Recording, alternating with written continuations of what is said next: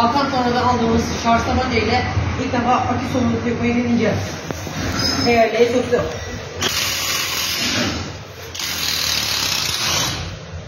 Rahat bir şekilde sökülmüştür.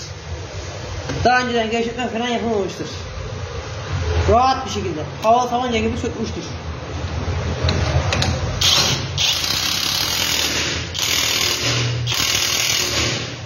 Rahatlıkla, gönül rahatlığıyla alabilirsiniz. Hakan Torna'ya teşekkür ederiz.